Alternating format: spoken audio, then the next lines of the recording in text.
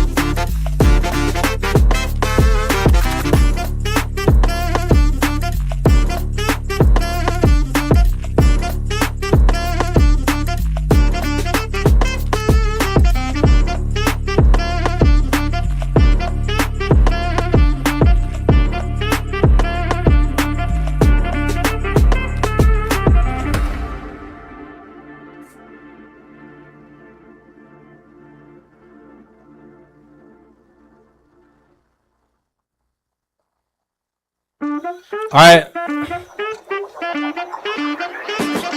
John, Mr. Control Room guy, you have the spectator cam ready? Everyone's ready over here. Yeah, main game's ready.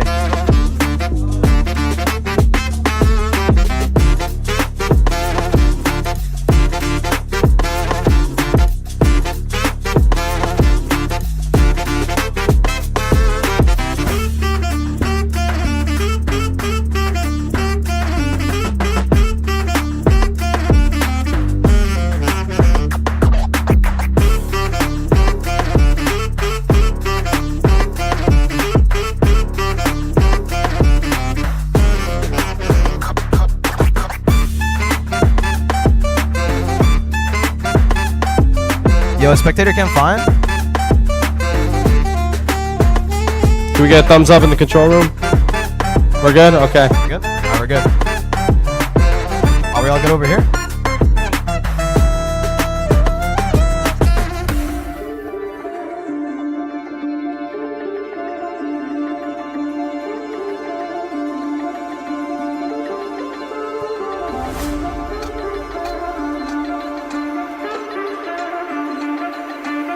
Hey, for spectator cam, everyone over here is ready. So whenever you're ready to join Team 3, you can do it. Yes. Like as soon as possible. Yeah, stage is ready.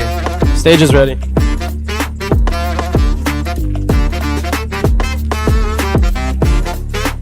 How's your day been?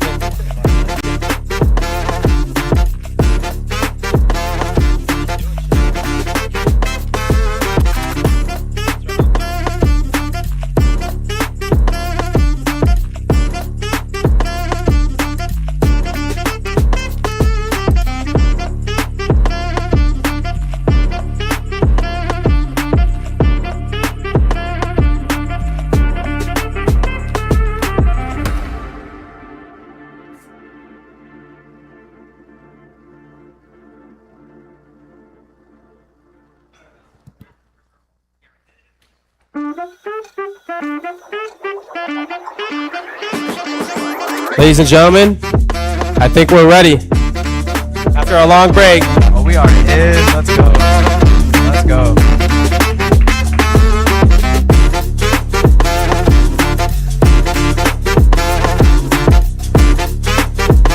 It's loading, right?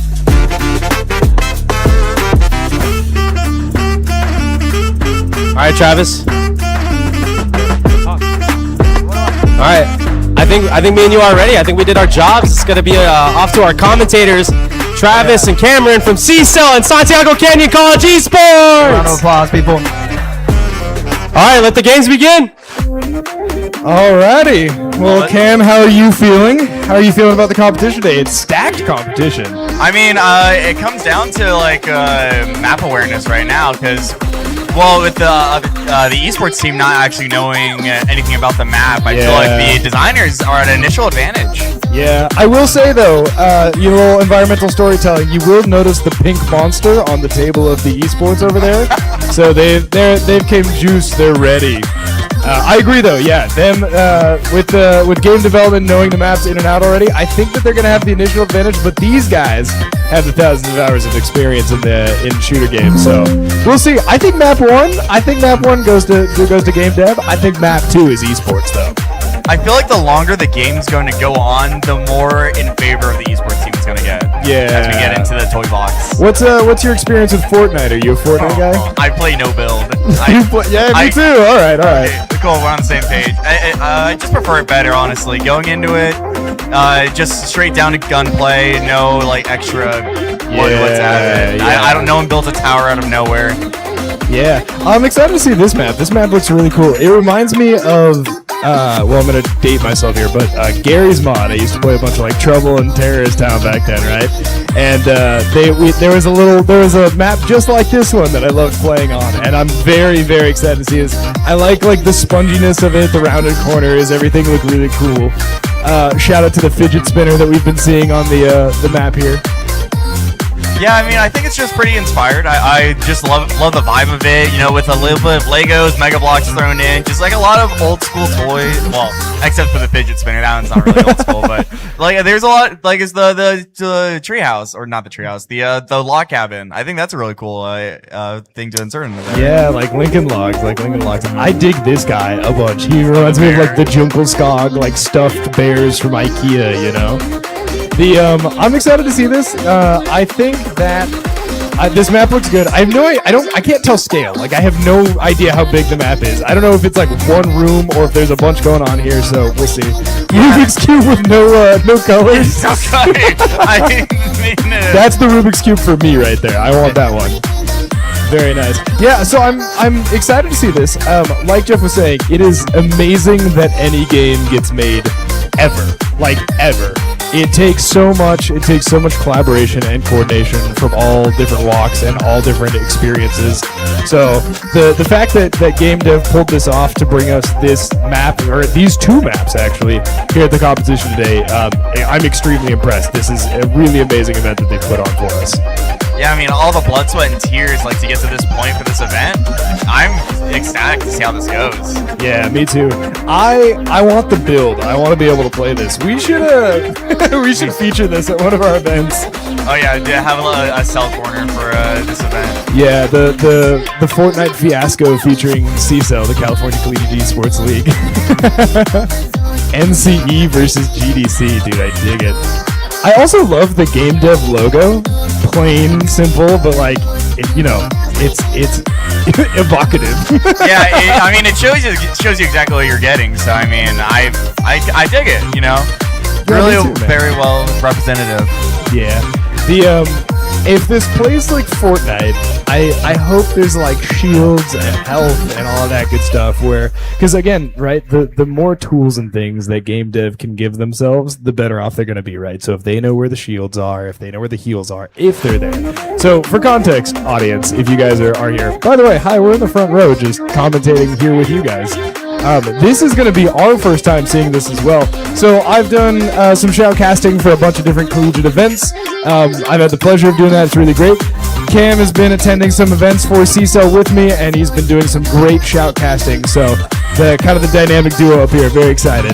Yeah, it's going to be great. I love casting with my boy Travis here. It made a lot of unforgettable moments, I will say, in my life. So very, very happy to get into this with my buddy. Yeah, man.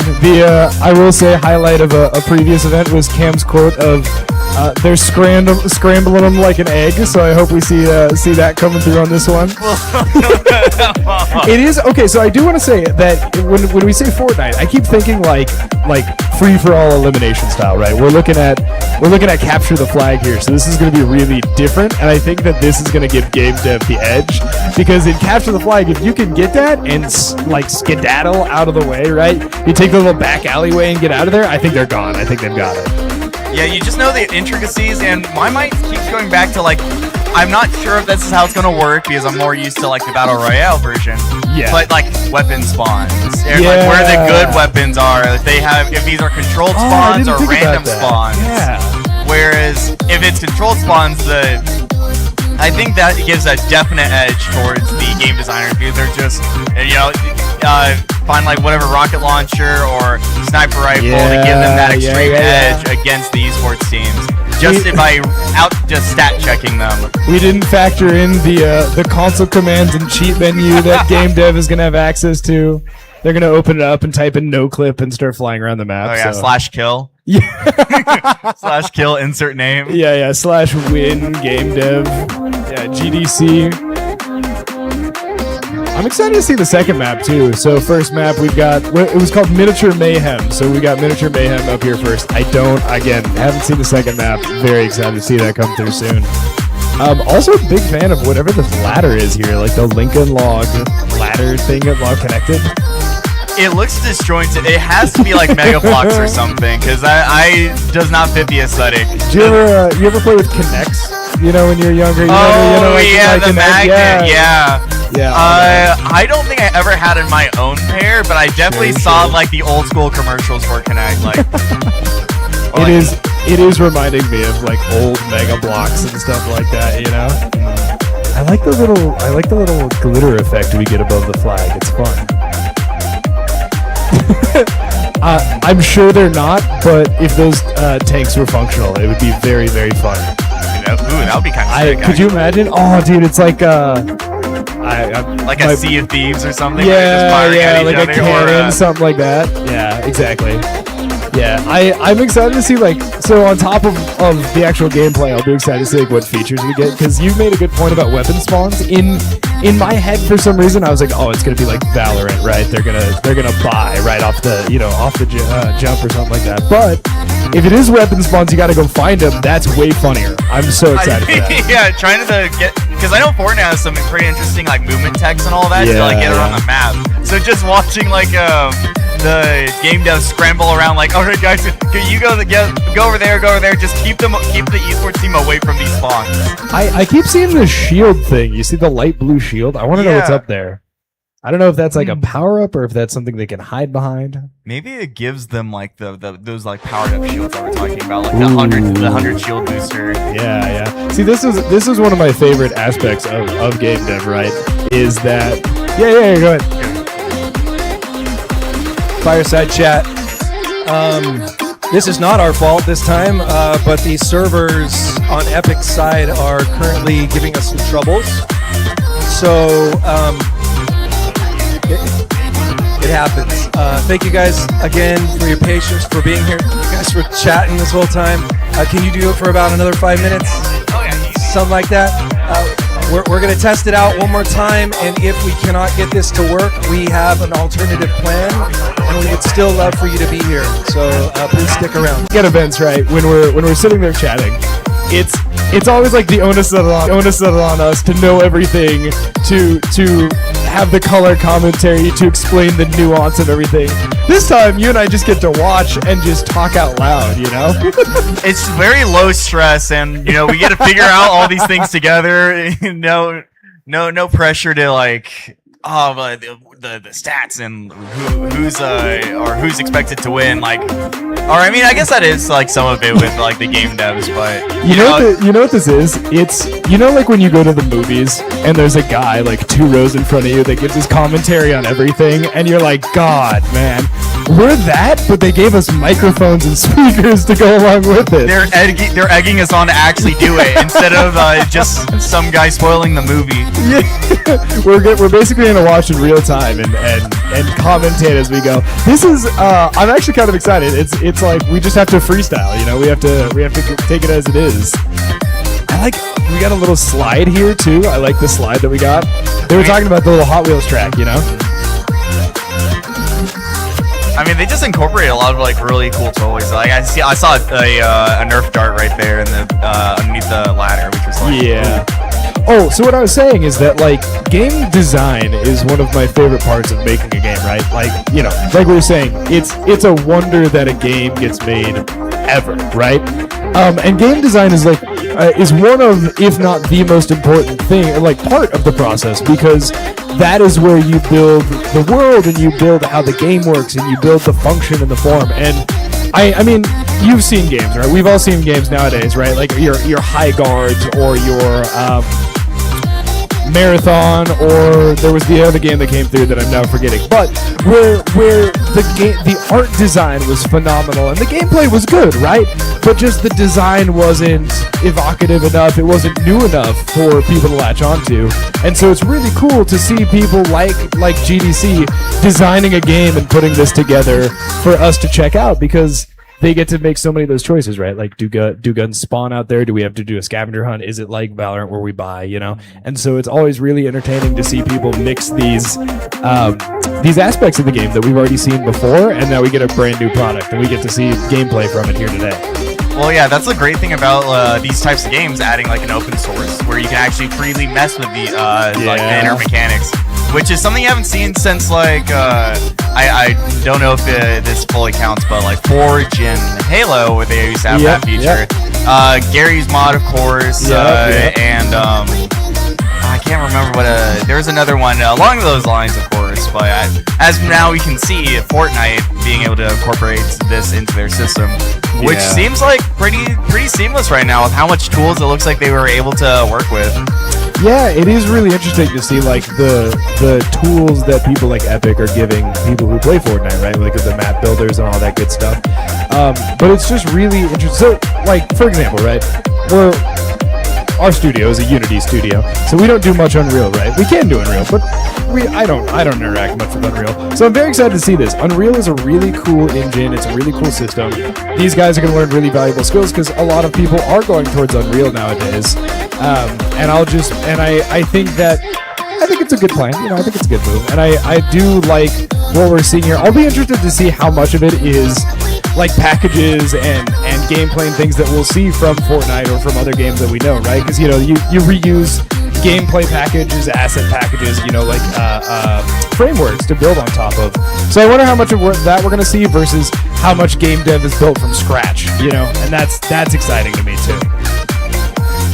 Yeah, sure. Actually, I'm curious, how much, from your experience with Broken Wheel, Sure. how much games do you guys like start from scratch? Like, is it all your games, or do you guys have like a framework you work with, or how does it work? Well, it's a good question, right? I think it's like anything, like any industry, it's like building on the shoulders of giants, right? Like, you don't need to reinvent the wheel, and people have done really cool things before you. So for most of our games, we build off of a framework, or we have built from scratch, but a lot of times we come from a framework or from other ideas that have existed, or we take those as inspiration. So I guess I would say, like, it's never truly from scratch, because you're always building on top of the shoulders of giants, right? You're building from things you already know. You're taking inspiration, and that's like what's beautiful about game dev, like as an art form, right? Because at the end of the day, like, this game dev is an art. Like, game development is a beautiful form of art because it mixes the engineering, like the ability to make anything that you want, and it can do anything that you want. Versus, the actual art, like the design, like how it looks, how it feels, the sound design, how you hear it, the music, the sound effects, all that good stuff. And it is cool because, they were up here talking earlier about all of the different design opportunities and game dev opportunities here at Norco College, and all the things that they offer. And whatever you want to do, you can do it. It is truly like a holistic universal art form, because there's so many pieces that go into this. So anyway, long story short, basically every game takes inspiration from something, and so like this, we're taking inspiration from, call it Gary's Mod, like the Miniature Mayhem from before, and they're seeing inspiration from Fortnite as well. I do like the red and blue aesthetic. It reminds me of like Portal, like blue and orange, I do like the gray box, environment with just a couple splashes of color. It's really sick to me. I just like the vibes. It does feel, especially with the blocks and all that, feels more old school with like the toys and like just being able to build it yourself. And I don't know, a bit of a nostalgic feeling for those either early 2000s, mid 90s. Yeah, I'll point it out when we get back to it. I want to point out there is a giant red block there among all the gray blocks. I want to know what's up with that, because it's red and it's different. And there's also, I think, like two scenes forward in this, there's a giant ominous red like beanbag or punching like boxing glove or something in the background. I'm so excited to see more. I'm curious. Point it out when you see it. I'm trying to remember what you're talking about. I'll point it out. Sweet. Yeah, we got the coin slot here. I wonder if you can shoot through that, Oh yeah, true. Yeah, like get a nasty angle on somebody because you're peeking the coin slot. Well, that's one of the things that the game does have the advantage on. They like know what has a hitbox and what doesn't. Yeah, and I see all these these highlighted things, like the little bear on the floor and something else up there. Those little candy corn? I think they're candy corn. corns. I think I call them candy corn. Yeah, whatever those are. Little power-ups or something along those lines. Are you a candy corn guy? Do you like candy corn? I think they're mid. I do not find much enjoyment, but if they are there at the function, I will eat them.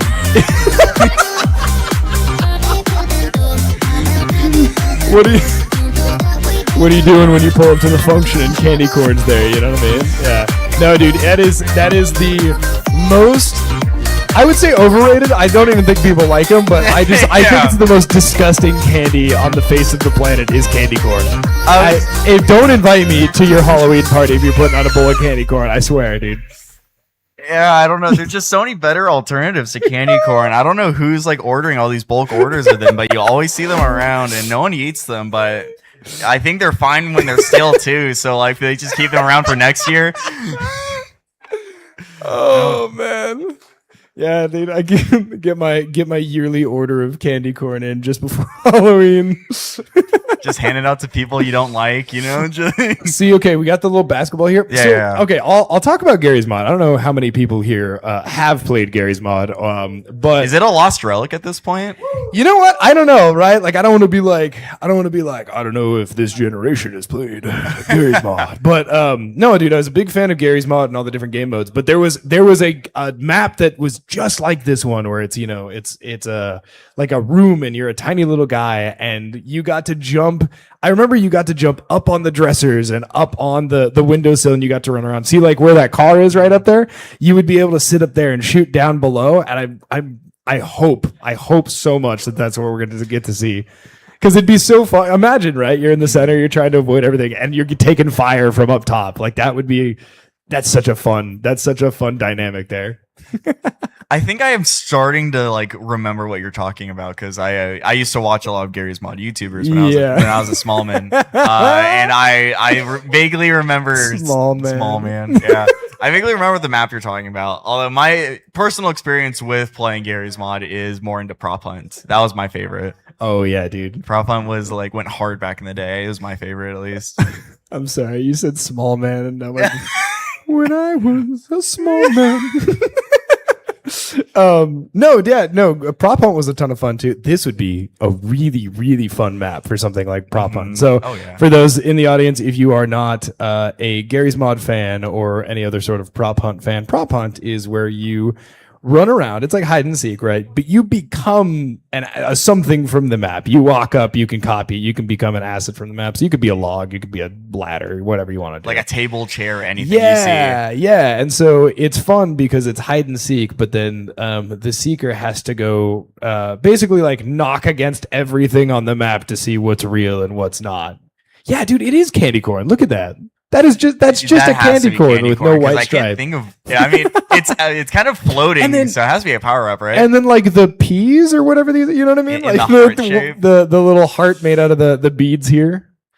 Yeah, I hope that everything we're seeing is like power ups. Imagine that like this is. It's just going to be a gunfire map, and here we are creating this like reality where everything's a power up. You know, we're like, man, I really hope it does this, and game devs over there like, shut up. Gosh, Yeah, when are they going to add? When are they going to add skill trees? And when can I start smithing my own weaponry? I like the gray lava lamp and the globe on top of the dresser. Yeah, the flat globe. Oh, wait, not flat, but interesting, Ken. The flat globe. That's not what I meant. That's not what I meant. Parody. We here at Norco College do not endorse the flat globe theory.